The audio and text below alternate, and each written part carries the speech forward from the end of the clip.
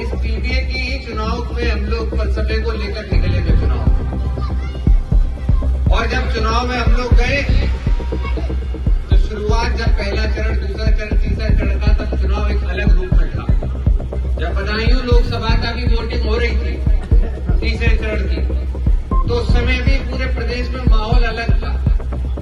जैसे जैसे पीडीए की चर्चा बढ़ती गई, चुनाव अपने 6, 7, 8वें चरण में पहुंचता गया, पूरे प्रदेश के अंदर समाजवादी पार्टी की लहर थी। जब ये लहर आपकी पूर्वांचल पहुंची तो ये आंधी और तूफान का रूप ले चुकी थी।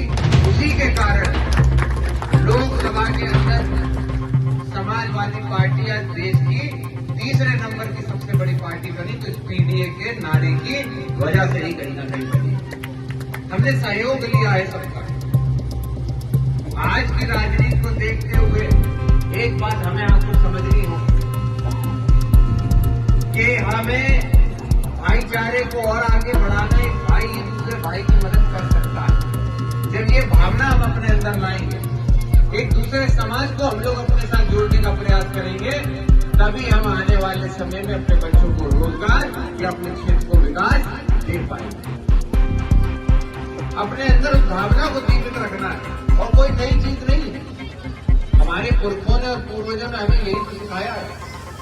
इस देश की पहचान भाईचारे से ही तो थी। लेकिन आज भारतीय जनता पार्टी की सरकार में इस मोबाइल, टीवी, न्यूज के, अखबारों के जरिए हमारे आपके दिमागों पे इतना भ्रम और भय भर दिया गया है कि अब हम एक दूसरे से डरने से लगे। आज ये माहौल को खड़ा किया गया।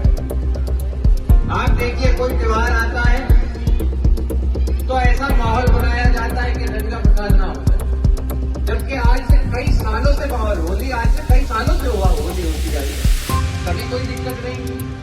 हिंदू मुसलमान साथ मिलकर होली खेलते हैं, कभी ऐसी कोई दिक्कत नहीं। तो आज ही क्यों मस्जिदों को ढकने का और ऐसा प्रयास किया जाता है कि हिंदू मुसलमान को लड़ाने का माहौल बनाया जाता है।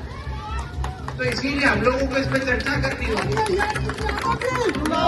नहीं चर्चा करेंगे तो हम कभी भी ये जो सबसे बड़ी समस्या हमारे बीच में पनप रही है, इसको हम लोग कभी खत्म नहीं कर पाएंगे। अगर कोई बीमारी खत्म करनी है, हमारे बड़े तो हमें ये सिखाते थे, अगर कोई बीमारी खत्म करनी है तो बीमारी के ऊपर चर्चा करो, डॉक्टर से जाओ, तभी बीमारी खत्म कर पाओ। और आज ये भारतीय जनता पार्टी एक बीमारी, एक दीमक की तरह इस देश को अंदर से खोखला करने का प्रयास कर रही है। भाई को भाई से लड़ाने का, हिंदू को मुसलमान से लड़ाने का प्रयास। और अब तो हद तक हो जाती है जब हिंदुओं में भी जाके ढूंढ गई है, एक दूसरे को लड़ाने का प्रयास कर। ये सच्चाई है, ये सही हो रही है। जहां हमें आपको सरकार से सवाल पूछना चाहिए रोजगार के लिए कि क्या हमारे क्षेत्र में रोजगार हो रहा है,